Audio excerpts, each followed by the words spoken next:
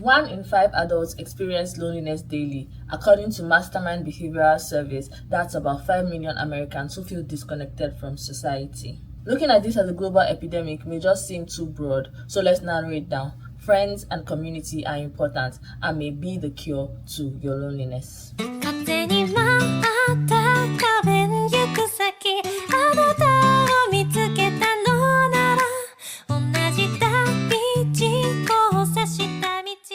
Hi guys, welcome to another episode. Today we're going to be talking about everything friendships, its categories, its importance, and some stories.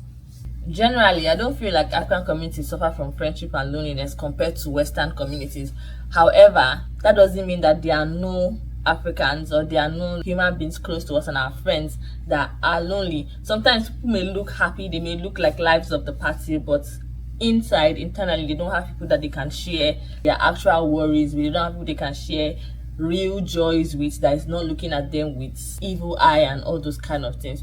So it is important for us to make friends and to have real friends, because life is a journey. It's a very long journey that we cannot walk alone. No man is an island, meaning that everyone needs somebody. Back in university, I had this friend who after every exam we would go to the Andrews Park and we would pray. We were not really that close. We didn't see eye to eye on every decision every day, but we were just close friends, and we knew that like being together would build our spiritual lives. Being together will also help us academically, so we hung out on regular basis. Then I also had this other friend. We never prayed together. We were just like chill and vibe. We were just like chill and vibes, but both of them taught me different things. They exposed me to different aspects of life that I would have not gotten to by myself. None of them were more valuable than the other. They just had different functions, and thankfully they played their roles well. Like I said, I feel like I was a one-dimensional person growing up. It was always school, church, family, nothing more, nothing less, till I met this group of friends. They expanded my world, gave me experiences I would have never gotten to by myself. They taught me huge lifelong lessons, ones I could apply to myself and I could apply to my stories as well. The way I'm talking about friends, some people would think like I'm this social person, I have this battalion of friends, but honestly I have only a handful of friends, and I've seen how they've changed my life, and that's why I want to share these experiences with you and show you how and why it is important for you to have friends. But before that, let's clear all the reservations. Friendships also have their bad reps. I mean, if you're watching like a murder series or something like that, you would hear that it is the one closest to the person that killed them. And sometimes friends can betray you, and you yourself can also betray your friends. So nobody is perfect in that dimension. But just knowing that as there are bad aspects of everything, there are also good aspects of everything. And today I'd like to highlight the good aspects and the importance of those friendships. But before that, let's look at the categories of friends. What kind of friends do we have? Number one, we have the lifelong friends. These are the friends that you grew up with, the friends that you guys played outside, ones that you all had baths together. They are also the friends that you may not see every day, but because of that bond that you had built prior to where you are right now, you know that you are connected. You just reach out to yourselves after a long time, be like, how far, what's up? And there's no awkward like silence, or there may be awkward silence, but not as like other people, and you just discover that all of you are bonding and you guys are good. Another important thing we should know about long life friends is that they leave pieces of you in them. For example, I have developed lots of like vocabulary, I've developed lots of mannerisms from my friends. There's a particular friend of mine that always has this kind of expression on her face when she's talking, and I was just one day I was talking to myself in the mirror and I saw myself raising my eyebrows. I was like, oh my god, I got this thing from this person. I know we are not together, and although we are not as close as we used to be, she's part of me. She's inside my mannerisms, and those just noticing all those things are always amazing. This kind of friends also can hurt you so much. Imagine someone that you grew up with for a very long time, that you went to school together, had friends together, had lunch together. Imagine them betraying you. You know how bad it's going to be, right? The second category of friendships are the purpose friends. Honestly, the purpose friends to me are kind of getting annoying these days. I feel like as an adult, it's really hard to make genuine friends. Everyone is after you for a particular reason or something like that. And sometimes it may be good though. It may be good, but when it starts getting too like, I'm only here because I know that you are smart, or I'm only here because I know that you can give me this particular thing. It gets really upsetting. I don't know what part of social media you're on, but for me, I see purpose friends getting too exaggerated and getting too like polarized.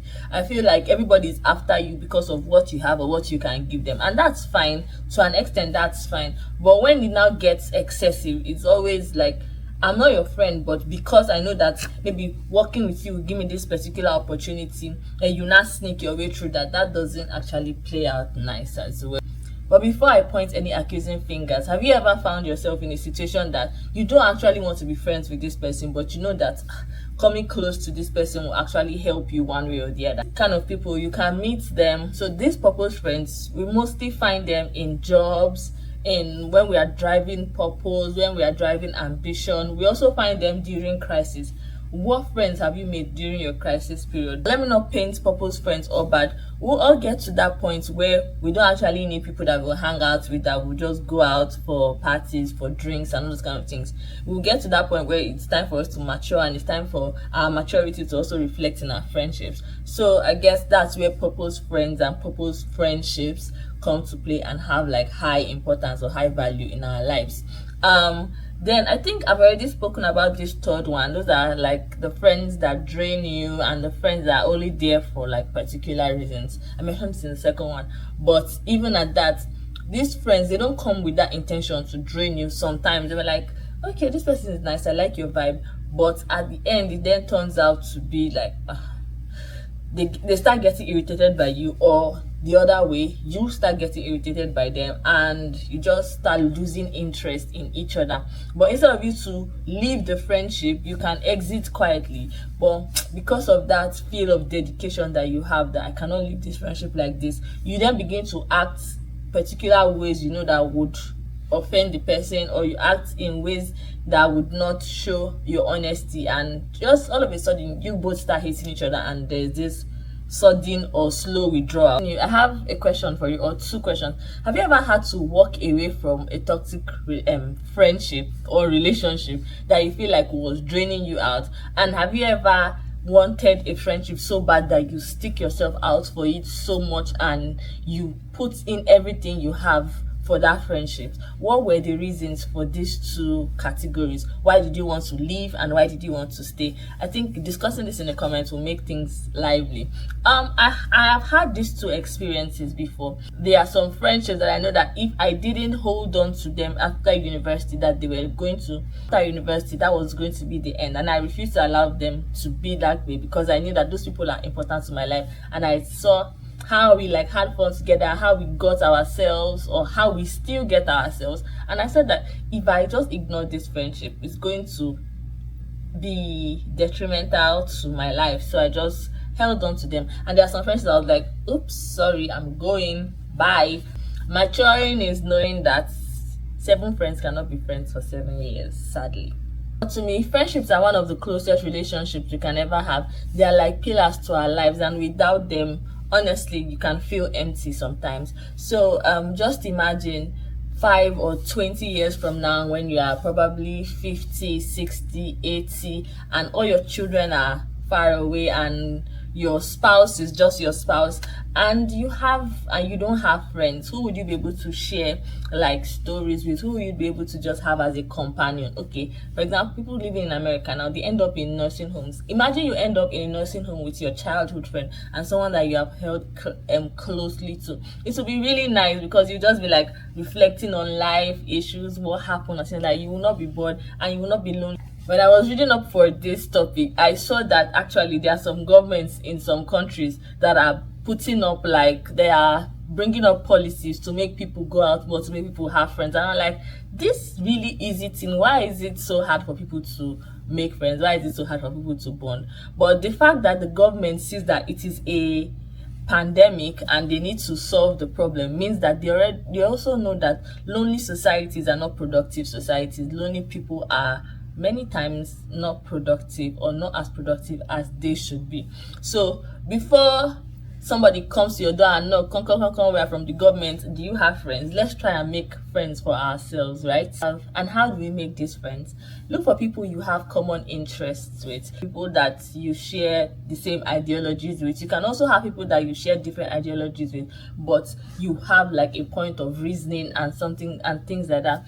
Just keep trying to make friends. It's not too late if you feel like, oh, friendship is too late. It's not useless. For those that think friendship is not important, let's just keep trying to be friends with ourselves. I know that many of us have been hurt from previous friendships or relationships, but no matter how anti-friend we are, let's just know that we need that one person who, when we are old and gray, can be with us and we can laugh and look back at life and say, ah, we were in this place together, we went to these trips together, we have pictures with them, we have memories with them, and we just have a full life because of them. Because that's the main reason for friendships give your life more meaning, they expand your life more. And yeah, so the final question I'll leave us with today is, who is that friend that made a huge difference in your life? Tag them, show them that you appreciate them, share this video with them if you can, and you can just write their names in the comment section. Let's see, tag them, let's see whose name comes out more. Let's see who has more friends in this my comment section, because I know that all of us here, we know ourselves. So let's see, I'm going to tag some of my friends as well here. Let me see whether they will respond, because you know how friends can be, they can just fall your hand when you need them the most. But let's see who responds and let's see whose name comes out as friends. Thank you for being my friend. Thank you for showing up every Sunday to watch this video. Friendships are not easy to come by, but when you have good friends, you have to appreciate them and tell them that you love them so much. Thank you guys for watching. See you in my next video. Bye.